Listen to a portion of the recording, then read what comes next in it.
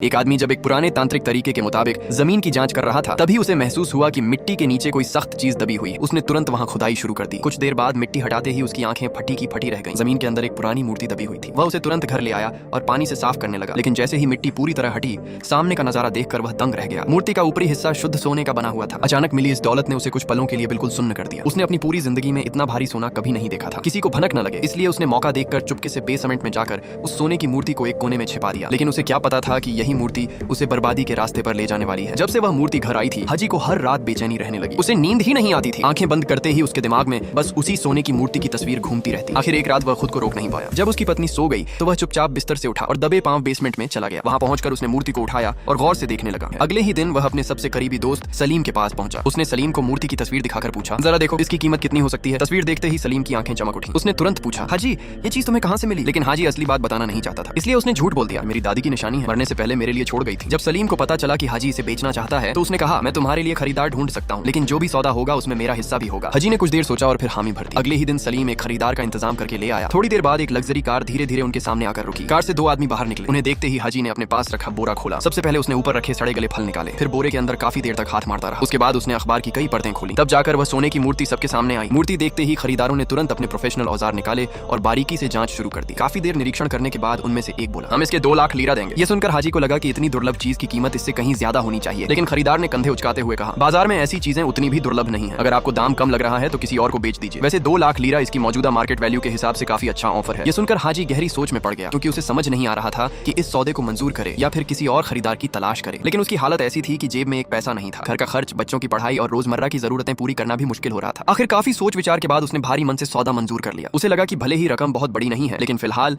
इससे उसके परिवार को थोड़ी राहत मिल जाएगी। सौदा पूरा होने के बाद हाजी नकद पैसे लेकर घर लौट आया। घर पहुंचते ही उसने नोटों से भरा बैग खोलकर सारे पैसे सोफे पर उड़ेल दिए। इतनी बड़ी रकम देखकर उसकी पत्नी और बेटियां हैरान रह गईं। उन्हें अपनी आंखों पर यकीन ही नहीं हो रहा था। उन्होंने तुरंत पूछा, इतने सारे पैसे कहां से आए? अब हाजी के पास सच्चाई छिपाने का कोई रास्ता नहीं था। उसने पूरी कहानी घर वालों को बता दी और साथ ही सख्त हिदायत भी दी, ये बात घर से बाहर नहीं जानी चाहिए, किसी को कुछ मत बताना। पैसे आने के बाद धीरे धीरे हाजी का आत्मविश्वास भी बढ़ने लगा। अब वह पहले की तरह झुका झुका नहीं चलता था। उसके चेहरे पर हर समय मुस्कान रहने लगी। बड़े बेटे की छुट्टियां शुरू हुई तो उसने उसे लेने के लिए एक छोटी कार भी खरीद ली। वह पूरे परिवार को घुमाने ले गया और अच्छी छुट्टियां मनाने का प्लान बनाने लगा। उसने बेटे से भी कहा, अब गर्मियों की नौकरी करने की जरूरत नहीं है, हमारे हालात पहले जैसे नहीं रहे। पहले जहां घर में हर खर्च सोच समझ कर किया जाता था, अब हालात बदल चुके थे। खाने की मेज पर जो मन करता वही खरीदा जाता। पैसों की चिंता जैसे खत्म ही हो गई थी। लेकिन हाजी को अंदाजा नहीं था कि 20 लाख लीरा उतनी बड़ी रकम भी नहीं थी जितनी उसे लग रही थी। कुछ ही दिनों में पैसे तेजी से खत्म होने लगे। एक दिन उसकी पत्नी ने चिंता जताते हुए कहा, हमें थोड़ा संभल कर खर्च करना चाहिए, नहीं तो सारी रकम खत्म हो जाएगी। लेकिन हाजी ने उसकी बात को गंभीरता से नहीं लिया, क्योंकि उसके दिमाग में अब एक अलग ही ख्याल घर कर चुका था। उसे पूरा यकीन था कि जिस जगह से सोने की मूर्ति निकली थी वहां सिर्फ एक ही मूर्ति नहीं हो सकती। उसे बचपन में उसकी दादी अक्सर एक बात